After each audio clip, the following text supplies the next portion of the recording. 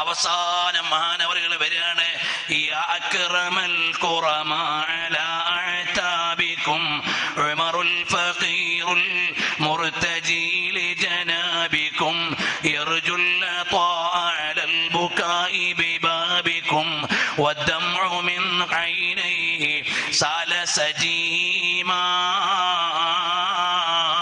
സല്ലു അലൈഹി വസല്ലിമു തസ്ലീമാ യാ അക്റമൽ ഖുറമാ. അതിമഹത്വമുള്ളവരിൽ മഹത്വമുള്ളവരെ, അലാ അഅതാബികും അവിടുത്തെ ഉമ്മരപ്പടിയിൽ വന്നിരിക്കുകയാണ് ഉമറുൽ ഫഖീർ.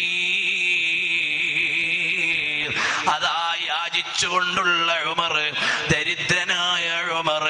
അതാരാണ്? ഈ നാടിനെ സമ്പന്നമാക്കിയ ഉമറാണ്. ഈ നാട്ടുകാർക്ക് വിലാസം നൽകിയ ഉമറാണ് ഉമറുൽ ഫഖീർ അൽ മുർതജി ലിജനാബികും. നബി സല്ലല്ലാഹു അലൈഹി വസല്ലം തങ്ങളുടെ സന്നിധിയിൽ ഫുഖറാക്കളായി കിടന്നവർ ലോകത്തെ രാജാക്കളാണ്. ബിലാൽ റളിയല്ലാഹു അൻഹു മുത്തുനബി തങ്ങളുടെ വാതിൽക്കല ഫഖീറാണ്, ലോകത്തെ രാജാവാണ്.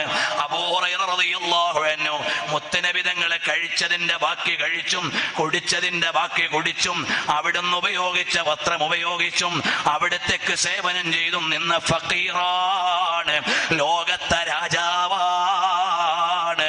അനസ് ഇബ്നു മാലിക് റളിയല്ലാഹു അൻഹു മുത്തുനബി തങ്ങളുടെ ഖാദിമാണ്, ലോകത്തെ രാജാവാണ്. ബഹുമാനപ്പെട്ട അബ്ദുല്ലാഹി ഇബ്നു ഉമർ തങ്ങൾ മുത്തുനബി തങ്ങളുടെ വീട്ടുപടിക്കല പരിചാരകനാണ്, ലോകത്തെ രാജാവാണ്. ബഹുമാനപ്പെട്ട മുആദ് ഇബ്നു ജബൽ റളിയല്ലാഹു അൻഹു മുത്തുനബി തങ്ങളുടെ പിന്നിലെ സേവകനാണ്, ലോകത്തെ രാജാവാണ്.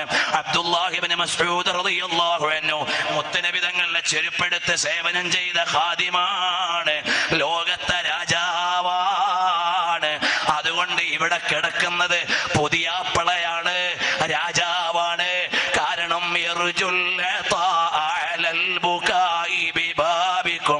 ലോക രാജാവിന്റെ ഉമ്മരത്ത് പോയി കരഞ്ഞുകൊണ്ട് വിനയം കാണിച്ച ഉമർ ഖാദി തങ്ങള് രാജാവല്ല, പുതിയാപ്പളയല്ലെങ്കിൽ പിന്നെ ആരാണ്?